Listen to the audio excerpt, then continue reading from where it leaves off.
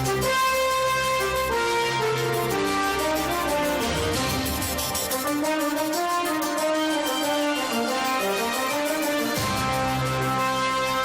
2015 APEC Economic Leaders Meeting drew to a successful end today. In his statement during a press conference, President Aquino stressed that the discussions over the past couple of days have taken a broader approach. He said summit leaders have sought to address the challenges presented by the ever-changing global economy, Milieu. Here in full is the President's statement. Region. If past APEC meetings were highly technical discussions on trade issues, the discussions over the past couple of days have taken a broader approach.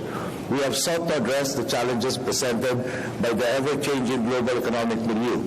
For instance, we shared ideas on how to encourage technological innovation while at the same time easing its disruptive effects on the job market by giving rise to more resilient economies. We have likewise been able to exchange ideas on how to foster greater inclusivity in our economies. Since inclusive growth has always been the guiding principle of our administration, we are proud to have put this approach front and center throughout our hosting APEC this year. Throughout the year, representatives from all member economies held 229 meetings to advance our individual economies and the region at large. During this time, we have seen our locals lend their names to strategies that will help empower small and medium enterprises, among others. There is, for instance, the Boracay Action Agenda, which will help micro, small, and medium enterprises access the global and regional markets. Complementing this is the Cebu Action Plan, which will widen entrepreneurial access to financial markets. Among its other benefits will be lowering the cost of remittances. Apart from this, our representatives also finalized the renewed APEC agenda for structural reform, which will guide economies on which areas they need to reform to achieve sustained growth, as well as the disaster risk reduction framework, which recognizes the impact of climate change on our region. This framework aims to minimize losses and promote best practices so that we can build back better. At today's APEC Economic Leaders Meeting, we agreed on the overarching frameworks under which we will pursue these plans. First, we adopted the APEC strategy for strengthening quality growth. This is a framework that will guide us in undertaking robust, comprehensive, and ambitious structural reforms over the next 5 years. We will focus our reform efforts and measure our progress in terms of institution building, social cohesion, and environmental impact. We'll do this with awareness that the world economy continues to confront significant risk and uncertainty, even as trade growth is slowing down, thus impressing upon all of us the need to tap into new opportunities for economic growth. This strategy will help APEC promote increased growth through structural reform. Second, the leaders approved the APEC Services Cooperation Framework. The services sector is becoming a more important part of the economic equation. It makes up approximately 2/3 of the GDP in the APEC region, and we need to put more emphasis and thought into making this sector even more competitive. This framework will lead to a goal-driven roadmap for us to achieve over the next decade to help the sector thrive. To make the most of this gathering, the Philippines, for its part, took the opportunity to meet with leaders of economies as well as leaders in the private sector who had gathered here in Manila. We have taken existing partnerships to a new level.